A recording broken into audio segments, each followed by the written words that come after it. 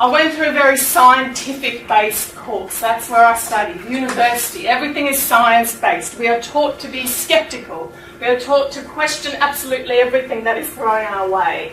So every week I'm thrown another fad diet. Another person tells me about something else, and I'm sceptical of it always. I'm never quick to take up anything.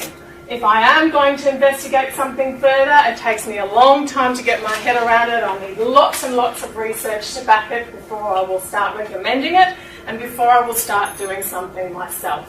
That's how we're taught to be.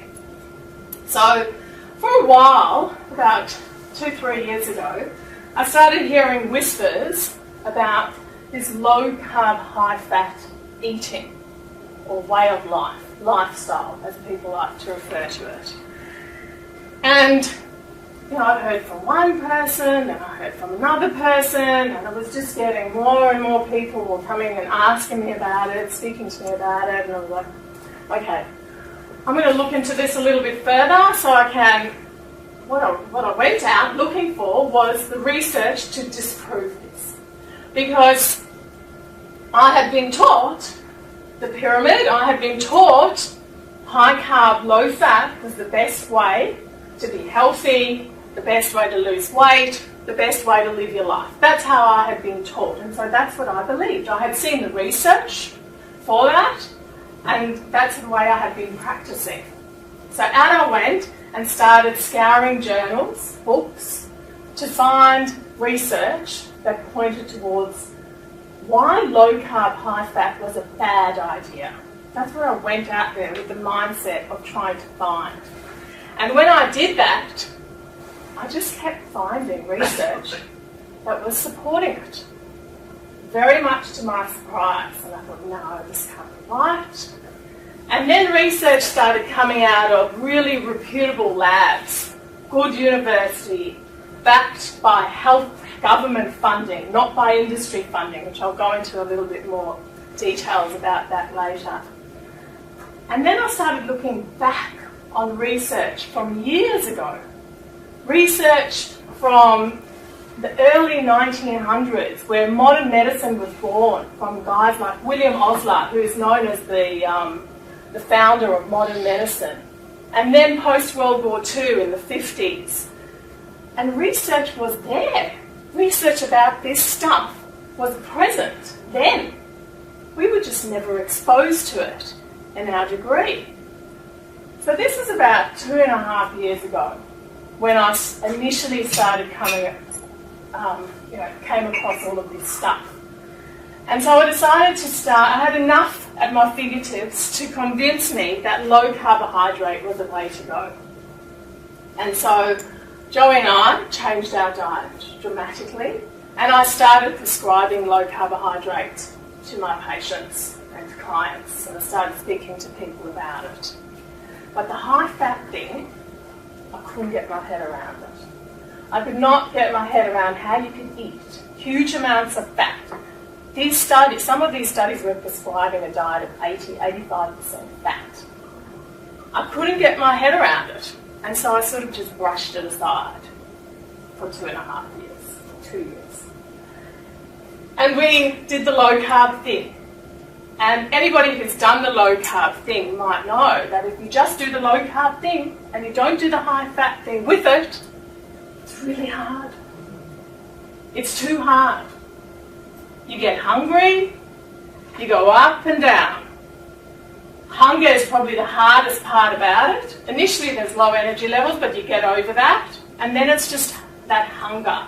And so what Joey and I found for ourselves is that we would have some really good times, we'd lose weight, we'd feel great, we'd exercise well, and then we'd sort of crumble, and then we'd pick ourselves up, and we'd go again.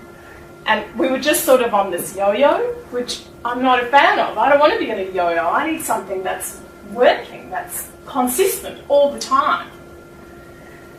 And then in March this year, I saw a study that came out from Harvard University.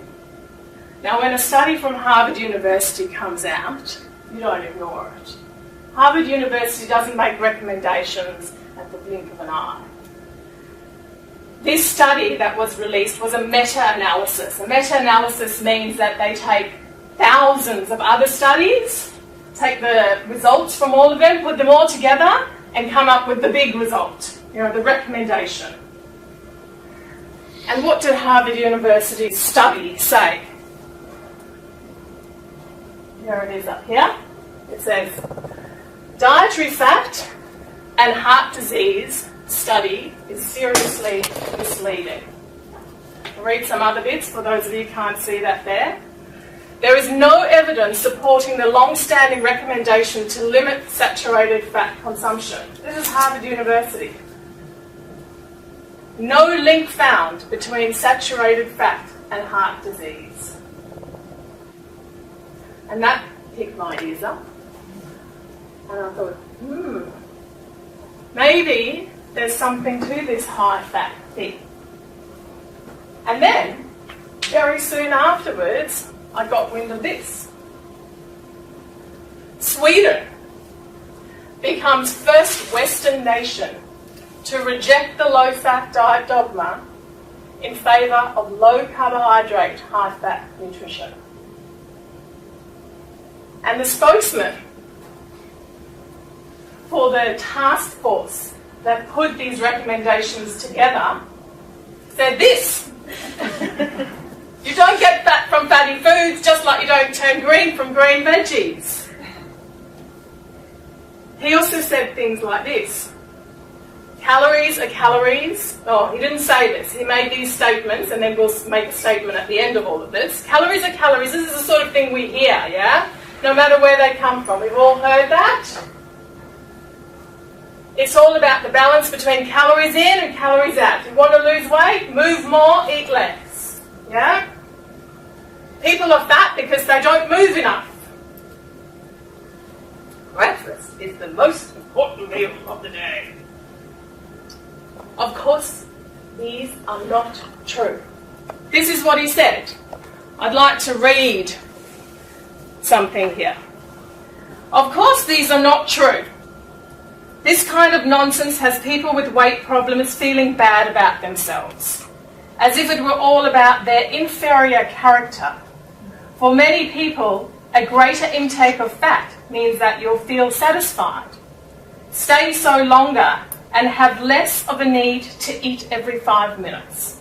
On the other hand, you won't feel satisfied after drinking a Coke or eating an almost fat-free, low-fat fruit yogurt loaded with sugar. Sure, exercise is great in many ways, but what really affects weight is diet. When Sweden put these dietary guidelines together, they reviewed 16,000 studies in order to put them together.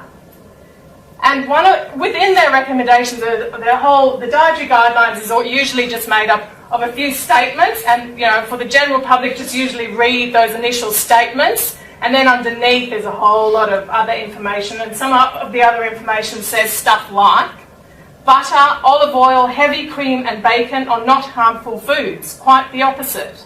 Fat is the best thing for those who want to lose weight. And there are no connections between a high fat intake and cardiovascular disease. Interesting, isn't it? I found this stuff really interesting. So interesting to the point that this was March, in the last few months, I've been reading that many books that I've been awake for too many hours. I get excited and I start reading about 3 or 4 books at once, and I'm turning pages and I'm waking Joey up and I'm telling him, look at this, and he's like, what? And I have a whole conversation with him that he doesn't remember the next day. I've also gone and watched a few documentaries. There's some great documentaries that have now been released that you can go out and have a look at, and I'll give you some details about these if you're interested. I've listened to endless podcasts, interviews with doctors from around the world. I've then found doctors that are supporting this way of eating in Melbourne, and I've gone out to visit them and had discussions with them to find out what they're doing with their patients and how it's working. And The bottom line is that it's working, and it's really exciting, and people are getting incredible results, not only from a weight loss point of view. Many people are attracted to this way of eating initially because of the great amount of weight loss that occurs with it, but the health benefits have been astounding, and for many doctors out there, that is what has interested them in this way of eating so much. If you would like more information about easy low carb living, please go to acaciahealth.com.au/nutrition.